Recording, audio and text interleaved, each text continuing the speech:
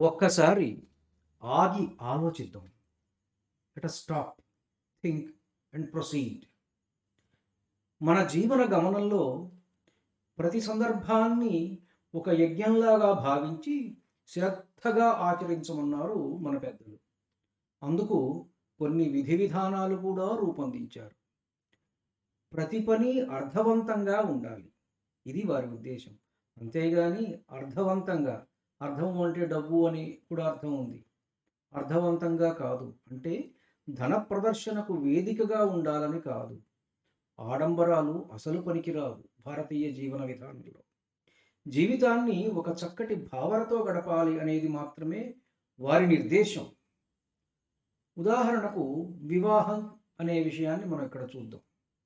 వివాహం అంటే గృహస్థాశ్రమ స్వీకార ఉత్సవం. అది ఒక యజ్ఞం. ధర్మబద్ధమైన కామానికి ఒక ప్రాతిపదిక. విచ్చలవిడితనం లేని సాంఘిక జీవనానికి తొలిమెట్టు. అట్లాంటి వివాహ క్రతువును మనం ఎలా నిర్వహిస్తున్నాం? ఒక తంతుగా మార్చేశాం. మన ఐశ్వర్య ప్రదర్శనకు వేదికగా మార్చేశాం. అసలు దాని ఉద్దేశం ఏమిటి?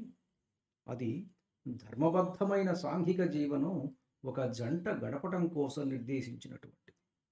ఒక జంటను కలుపుతున్నాం. అది ఒక యజ్ఞంగా భావించి చెయ్యాలి. పెళ్లి చూపుల దగ్గర నుండి తాళి కట్టేదాకా అంతా ఎగతాళే.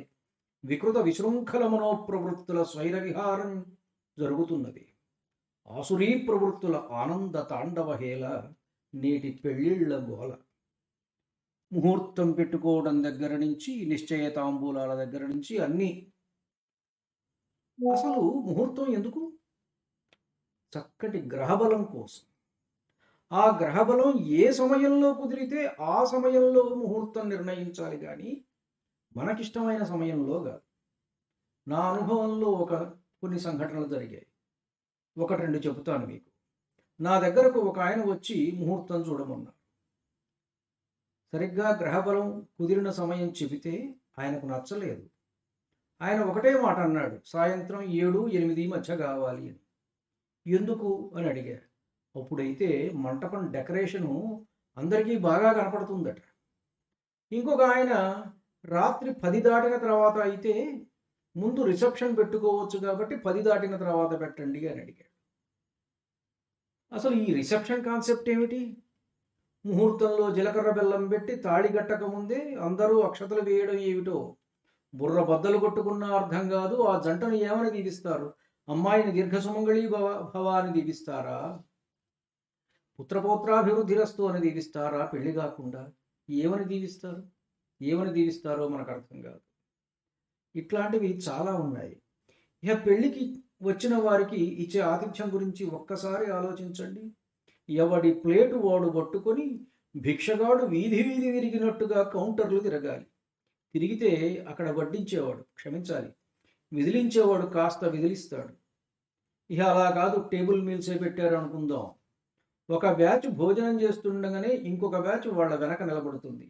వీళ్ళు లేచి లేవకముందే ఎంగిలి విస్తళ్ళు తీయకముందే సీటు పోతుందేమోనని ఎవడికి వాడు అన్నం తినేవాడిని స్థిమితంగా తిననీయకుండా వాడి వెనక నిల్చోవడం, ఆ తర్వాత ఎంగిలి విస్తరి ముందే కూర్చోవడం. ఏం కర్మరా బాబు అని అనుకోకుండా ఉండగలమా? ఇక భోజనాల దగ్గర జరిగే దుబారా వర్ణించడం 1000 తలల ఆదిశేషువుకు కూడా సాధ్యం కాదు. కౌంటర్లు పెట్టి అనవసర దుబారా. అదేమిటయ్యా అంటే అది ప్రెస్టేజ్ ఇష్యూ. సరే, పెళ్లి తంతుకొద్దాం. జీలకర్ర బెల్లం ఎందుకు పెడతారు? ఒక పాజిటివ్ ఎనర్జీ ఉంటుంది అని చెబుతారు. ఏమిటా పాజిటివ్ ఎనర్జీ? జీలకర్ర వృద్ధాప్యాన్ని దగ్గరకు రానియదు.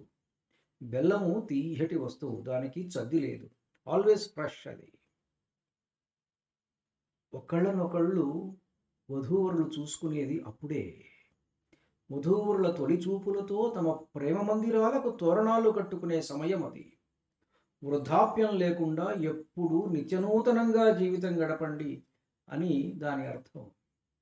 ఇహ సుముహూర్తం, దానిని ఎంత అర్థరహితం చేస్తున్నామో కదా. ఒకరినొకరు చూసుకోవడానికి బదులు ఫోటోగ్రాఫర్లకు ఫోజులు, ఆశీర్వాదం పేరిట అక్షతలు వెదజల్లే పెద్దలతో కిటకిటలాడే మంటపాలు. ఇదంతా దేనికి చిహ్నం? ఇది ఒక్క వివాహానికి సంబంధించిందే చెప్పాను, మిగిలినవి చాలా ఉన్నాయి. ఇదంతా దేనికి చిహ్నం? బలిసిన ఆసురీ ప్రవృత్తికి కాదా? యజ్ఞంలాగా చేయవలసిన దానిని ఎవరికి వారు తమకు తామే గొప్పవారము అనుకునుచు గర్వంతో మిడిసిపడుతూ ధన దురహంకారంతో కన్నుమిన్నుగానకుండా శాస్త్ర విరుద్ధంగా ఆడంబరమే ప్రధానముగా యజ్ఞములను ఆచరింతురు అని భగవద్గీతలో కృష్ణ పరమాత్మ చెప్పారు.